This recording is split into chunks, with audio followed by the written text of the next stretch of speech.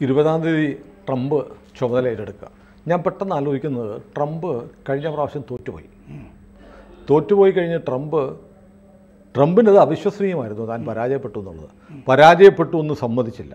പിന്നീട് പല റിപ്പോർട്ടുകളും വന്നു ട്രംപ് ശരിക്കും തോറ്റിരുന്നില്ല, ട്രംപിനെ ഡീപ് സ്റ്റേറ്റിൻ്റെ താല്പര്യാർത്ഥം എണ്ണി തോൽപ്പിച്ചതാണ് എന്നുള്ള അലിഗേഷൻ ഇപ്പോഴും വളരെ സജീവമായി അങ്ങനൊരു തിയറി ഇപ്പോഴും ഉണ്ട്.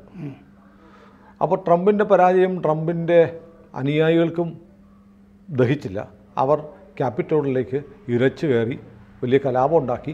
ട്രംപ് പറഞ്ഞിട്ടുണ്ട്, ഞാൻ 20-ാം തീയതി അധികാരത്തിലെത്തിയാൽ ആദ്യം ചെയ്യാൻ പോകുന്നത് ക്യാപിറ്റോൾ ആക്രമണ കേസ് റദ്ദാക്കും എന്ന് നേരത്തെ തന്നെ പ്രഖ്യാപിച്ചു. അത് എല്ലാവരെയും ഞാൻ കുറ്റവിമുക്തരാക്കും. പ്രസിഡന്റിൻ്റെ പാർട്ണറിങ് പവർ ബൈഡൻ ചെയ്ത പോലെയല്ല, ബൈഡൻ സ്വന്തം മകനെയാണ് കുറ്റവിമുക്തരാക്കിയത്. ട്രംപ് ആയിരക്കണക്കിന് വരുന്ന തൻ്റെ അനുയായികളെ കുറ്റവിമുക്തരാക്കും എന്ന് പറഞ്ഞു. പക്ഷേ ഇപ്പോൾ ട്രംപ് വളരെ നാടകീയമായി പറയുന്നു, ക്യാപിറ്റോൾ ആക്രമിച്ചത് താനോ തൻ്റെ അനുയായികളോ അല്ല, എങ്കിൽ പിന്നെ ആരാണ്?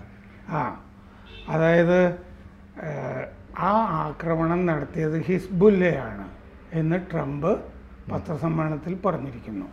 അത് ഭയങ്കര ഷോക്ക് ഉണ്ടാക്കിയിട്ടുണ്ട്. കാരണം 2021 ജനുവരി 6-നാണ് ക്യാപിറ്റോൾ ഇരച്ചു കയറി അവിടെ ആകെ ഒരു വർഷമാകുന്നു.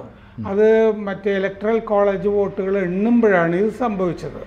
എണ്ണിക്കഴിഞ്ഞിട്ടാണ് പിന്നെ ബൈഡനെ വിജയമായിട്ട് പ്രഖ്യാപിക്കുന്നത്. ഇപ്പോ അമേരിക്കയിൽ ഈ എണ്ണൽ കഴിഞ്ഞേ ഉള്ളൂ ട്രംപിന്റെ. മറ്റേ പോപ്പുലർ വോട്ട്സിന്റെ ആണല്ലോ ആദ്യം വന്നത്. ഇലക്ട്രൽ കോളേജ് വോട്ട് കഴിഞ്ഞ ദിവസമാണ് എണ്ണിയത്. ഈ ഘട്ടത്തിലാണ് അന്ന് ഈ ക്യാപിറ്റോളിൽ കലാപം ഉണ്ടാകുന്നത്. അപ്പോൾ കഴിഞ്ഞ ദിവസം ഈ പാം ബീച്ചിൽ ഫ്ലോറിഡയിൽ പത്രസമ്മേളനം നടത്തുന്നുണ്ടായിരുന്നു.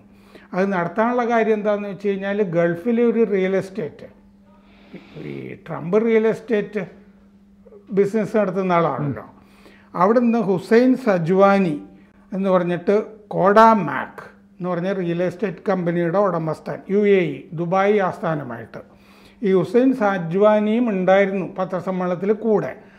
അയാൾ അമേരിക്കയിൽ ഡാറ്റാ സെൻറ്റേഴ്സ് തുടങ്ങാനായിട്ട് $20 ബില്യൺ മുടക്കും.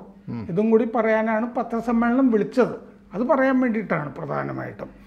അപ്പോൾ ട്രംപിനോട് ചോദിച്ചു, ഈ ക്യാപിറ്റോൾ ഹിൽ കലാപത്തിൽ മാപ്പ് കൊടുക്കും എന്ന് പറഞ്ഞിരുന്നല്ലോ കലാപകാരികൾക്ക്, അതെന്തായി എന്ന് ചോദിച്ചു ഉടനെ ട്രംപ് പറഞ്ഞു, അതിൽ ഹിസ്ബുല്ലയുടെ പങ്ക് അന്വേഷിക്കണം എന്ന് പറഞ്ഞു. അപ്പോൾ ഞങ്ങളതൊക്കെ നോക്കുന്നുണ്ട്, അന്വേഷിച്ച് വരികയാണ്.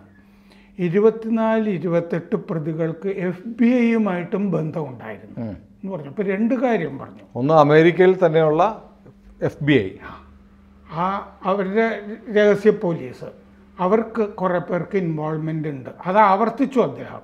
പിന്നെ ഹിസ്ബുല്ലയുടെ പങ്കും അതിൽ അന്വേഷിക്കേണ്ടതുണ്ട് എന്ന് പറഞ്ഞു. എന്നിട്ട് പറഞ്ഞു, ആ ഭാഗം ഒന്ന് വിശദീകരിക്കുന്ന പോലെ, അവർ ശാന്തമായി വന്നു, ആരും അക്കാര്യം റിപ്പോർട്ട് ചെയ്തില്ല. FBI-യുമായി എന്തോ ബന്ധം അവർക്കുണ്ടായിരുന്നു, അത് അന്വേഷിക്കണം. ഹിസ്ബുല്ലയെ പറ്റി അന്വേഷിക്കണം. മോശപ്പെട്ട കാര്യങ്ങൾ ചെയ്ത ചിലരെ പ്രോസിക്യൂട്ട് ചെയ്തില്ല എന്ന് പറഞ്ഞാൽ ട്രംപിൻ്റെ ആളുകൾ മാത്രമാണ് പ്രോസിക്യൂട്ട് ചെയ്തത്. FBI-യിൽ ഇൻവോൾവ്മെൻ്റ് ഉള്ളവരുണ്ട്, ഹിസ്ബുല്ലയുണ്ട്, ഇവരെയൊന്നും പ്രോസിക്യൂട്ട് ചെയ്തില്ല. ക്യാപിറ്റോളിലേക്ക് അന്ന് പോകാത്തവരും ജയിലിലുണ്ട്, അതുകൊണ്ട് ഞാൻ അവർക്ക് മാപ്പ് കൊടുക്കും എന്ന് തുടർന്ന് പറഞ്ഞു. അപ്പോൾ ഒരു ഭാഗത്താണ് ഈ ഹിസ്ബുല്ലയുടെ കാര്യവും FBI-യുടെ കാര്യവും പറഞ്ഞിരിക്കുന്നത്. പുതിയ മിഡിൽ ഈസ്റ്റ് എൻവോയ് സ്റ്റീവ് വിക്ടോഫും ഈ ദോഹയിൽ നിന്ന് ഈ തലേന്ന് വന്നിട്ട് ഈ പത്രസമ്മേളനത്തിൽ പങ്കെടുത്തിരുന്നു. ദോഹയിൽ അദ്ദേഹം പോയത് മറ്റേ ബന്ദികളെ വിടുന്ന ചർച്ചയിൽ പങ്കെടുത്തിട്ടാണ് ഈ തിരിച്ചു വന്നത്. ജനുവരി 6-ാം തീയതി അന്ന് 2021 വാഷിങ്ടണിൽ ക്യാപിറ്റോൾ ട്രംപ് അനുകൂലികൾ ആക്രമിച്ചു എന്നാണ് നമുക്കറിയാവുന്ന ഇതുവരെയുള്ള കേസ്. അമേരിക്കക്കാർക്കും അതാണ് അറിയാവുന്നത്. 2020 ഈ തെരഞ്ഞെടുപ്പ് ഫലം സർട്ടിഫൈ ചെയ്യുമ്പോഴാണ് ആക്രമണം. ജോ ബൈഡൻ്റെ വിജയം പ്രഖ്യാപിക്കുകയാണ്. അപ്പോൾ ട്രംപ് ആ കലാപം അമർച്ച ചെയ്യാൻ വേണ്ടി ഒരു വാക്ക് പോലും അന്ന് ട്രംപ് പറഞ്ഞില്ല. ഇയാളുടെ ആളുകളാണല്ലോ, നിങ്ങൾ ശാന്തരാകൂ എന്ന് പറഞ്ഞു കഴിഞ്ഞാൽ അവർ ആയുധമൊക്കെ വെച്ചിട്ട് പോയേനെ. അത് ട്രംപ് പറഞ്ഞില്ല. അതാണ് അലിഗേഷൻ, പ്രധാനപ്പെട്ട അലിഗേഷൻ. അതെ, പല അന്വേഷണങ്ങൾ ഇതിനെ സംബന്ധിച്ച് നടന്നിട്ടുണ്ട്. 18 മാസം അമേരിക്കൻ കോൺഗ്രസ് അന്വേഷണം നടത്തിയിരുന്നു. അവരൊന്നും ഹിസ്ബുല്ലയുടെ ബന്ധം പറഞ്ഞിട്ടില്ല. ഉണ്ടായിരുന്നെങ്കിൽ തന്നെ പറയില്ല, ഡീപ് സ്റ്റേറ്റ് ആണല്ലോ, പറഞ്ഞില്ല. ഒരു തെളിവും ട്രംപ് ഈ ഹിസ്ബുല്ലയുമായി ബന്ധപ്പെട്ട് തെളിവൊന്നും അന്ന് ട്രംപ് കൊടുത്തിട്ടുമില്ല. അപ്പോൾ അന്ന് ആഷ്ലി ബാബിറ്റ് എന്ന് പറഞ്ഞയാളെ വെടിവെച്ച് അയാൾ കൊല്ലപ്പെട്ടിരുന്നു. സ്പീക്കറുടെ ലോബിയിലേക്ക് അതിക്രമിച്ച് കയറുമ്പോഴാണ് വെടികൊണ്ടത്. പിന്നെ 5 പോലീസ് ഓഫീസർമാർ വെടിയേറ്റിരുന്നു. ട്രംപ് തോറ്റ് 2 മാസം കഴിഞ്ഞ് ഇലക്ട്രൽ കോളേജ് വോട്ട് എണ്ണുമ്പോൾ അത് തടയാൻ വേണ്ടിയിട്ടായിരുന്നു ഈ കലാപം. ഈ ട്രംപ് 7 ഘട്ടമായിട്ട് പ്ലാൻ ചെയ്ത അക്രമമാണെന്നാണ് ബൈഡൻ്റെ ആളുകൾ പറഞ്ഞുകൊണ്ടിരുന്നത്. 5 പേര് കൊല്ലപ്പെട്ടു. ഇതിന് ശേഷം പല ഘട്ടങ്ങളിലായിട്ട് 4 പോലീസ് ഓഫീസർമാർ ആത്മഹത്യ ചെയ്തു. അത് ദുരൂഹമാണ്. എന്തുകൊണ്ട് അവർ ആത്മഹത്യ ചെയ്തു എന്നുള്ള പ്രശ്നമുണ്ട്. 2500 പേര് എരിച്ചു കയറി എന്നാണ്. ഒരുപാട് അക്രമം നടത്തി, കൊള്ള നടത്തി. പിന്നെ നാൻസി പെലോസി സ്പീക്കർ അവരുടെ ഓഫീസിലേക്ക് കയറി കുഴപ്പങ്ങൾ കാണിച്ചു. പൈപ്പ് ബോംബുകൾ ഉണ്ടായിരുന്നു. പിന്നെ പെട്രോൾ ബോംബുകൾ എന്ന് പറഞ്ഞാൽ മൊളോട്ടോവ് കോക്ടെയിൽ എന്ന് പറയുന്ന പെട്രോൾ ബോംബുകളും ഒക്കെ ഉണ്ടായിരുന്നു. 1424 പേർക്കെതിരെയായിരുന്നു കേസ്. പിന്നെ ചില സംഘങ്ങളുണ്ട് അവിടെ, തീവ്രവാദി യുവാക്കളുമൊക്കെ ഇടപെടുന്നത്. ഓത്ത് കീപ്പേഴ്സ്, പ്രൗഡ് ബോയ്സ്, 3% എന്ന് പറഞ്ഞ് ഈ 3 തീവ്ര സംഘടനകളിൽപ്പെട്ടവരാണ് കലാപം നടത്തിയത് എന്നാണ് അന്വേഷണത്തിലൊക്കെ കണ്ടുപിടിച്ചത്. അവിടെയാണ് ഇപ്പോൾ ഒരു പുതിയ തിയറി ട്രംപ് കൊണ്ടുവന്നിരിക്കുന്നത്. പക്ഷേ ഇതൊരു വല്ലാത്ത ഷോക്കിംഗ് ആയിട്ടുള്ള ഒരു പ്രസ്താവനയാണ്. പറയുന്നത് ഒരു നിസ്സാരനല്ല. ഒരു തവണ അമേരിക്കയുടെ പ്രസിഡൻ്റായിരുന്ന ആൾ 2ാം തവണ ഇപ്പോൾ മഹാഭൂരിപക്ഷത്തിന് ഏതാണ്ട് തൂത്തുവാരി വീണ്ടും അമേരിക്കയുടെ ഭരണസാരഥ്യം ഏൽക്കാൻ പോകുന്ന നിയുക്ത പ്രസിഡന്റ്. അദ്ദേഹം പറയുകയാണ്, ക്യാപിറ്റോളിൽ ആക്രമണം നടന്നു.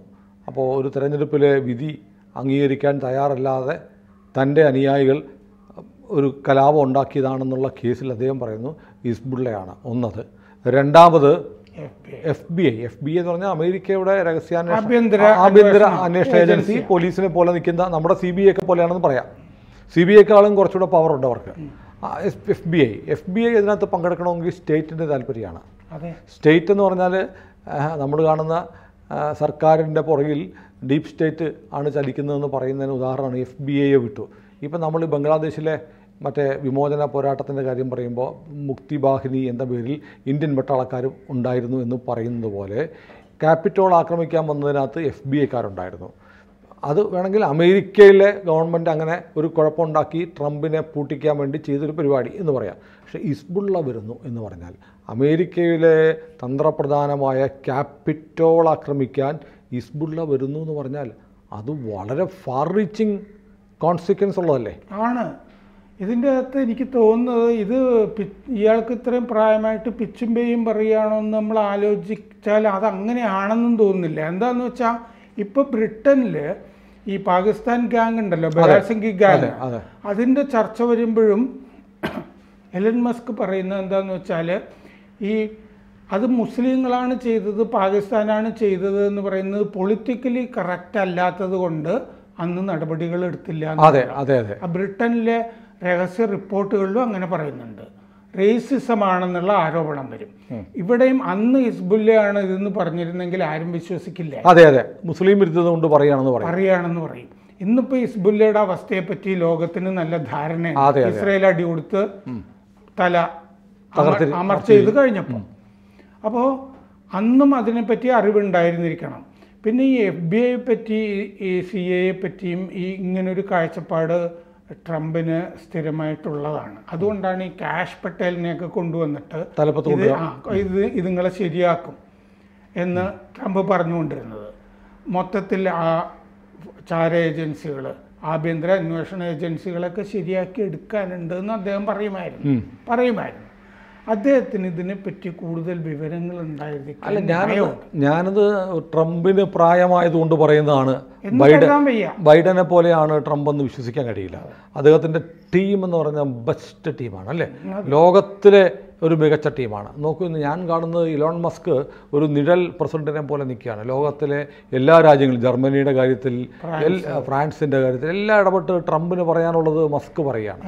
അപ്പോൾ ഒരു വലിയ ഒരു നിഴൽ പ്രസിഡന്റ് ഷാഡോ പ്രസിഡന്റിനെ പോലെയാണ് ഇപ്പം തന്നെ മസ്ക് വർക്ക് ചെയ്തത്.